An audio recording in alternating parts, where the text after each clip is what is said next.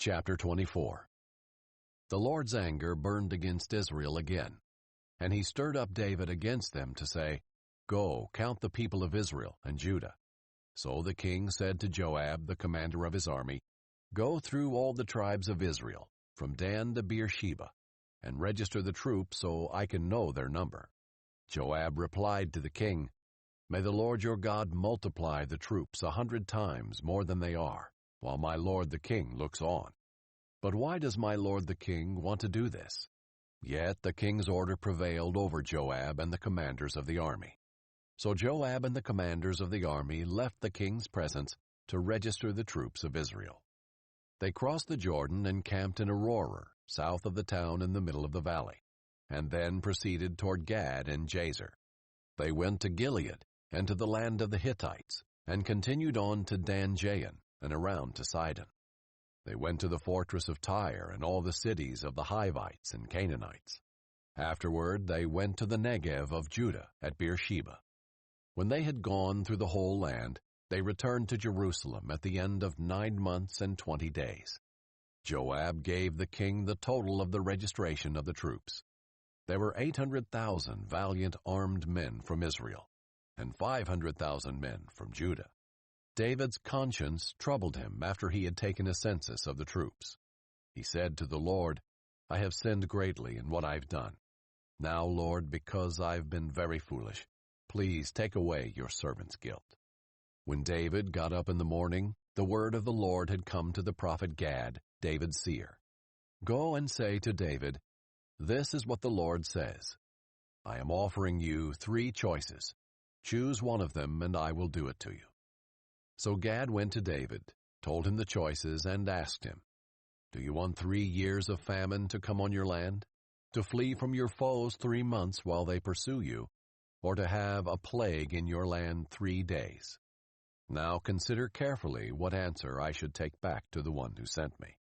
David answered Gad, "I have great anxiety. Please let us fall into the Lord's hands, because his mercies are great. But don't let me fall into human hands." So the Lord sent a plague on Israel from that morning until the appointed time, and from Dan to Beersheba 70,000 men died. Then the angel extended his hand toward Jerusalem to destroy it. But the Lord relented concerning the destruction, and said to the angel who was destroying the people, "Enough.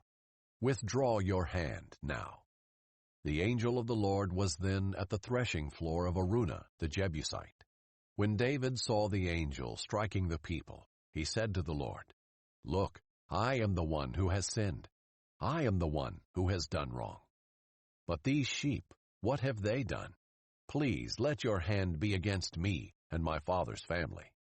Gad came to David that day and said to him, "Go up and set up an altar to the Lord on the threshing floor of Araunah the Jebusite." David went up in obedience to Gad's command, just as the Lord had commanded. Araunah looked down and saw the king and his servants coming toward him. So he went out and paid homage to the king, with his face to the ground. Araunah said, "Why has my lord the king come to his servant?" David replied, "To buy the threshing floor from you, in order to build an altar to the Lord, so the plague on the people may be halted." Araunah said to David, "My lord the king may take whatever he wants and offer it. Here are the oxen for a burnt offering, and the threshing sledges and ox yokes for the wood. Your majesty Araunah gives everything here to the king." Then he said to the king, "May the Lord your God accept you." The king answered Araunah, "No, I insist on buying it from you for a price, for I will not offer to the Lord my God burnt offerings that cost me nothing." David bought the threshing floor and the oxen for 20 ounces of silver. He built an altar to the Lord there, and offered burnt offerings and fellowship offerings. Then the Lord was receptive to prayer for the land, and the plague on Israel ended.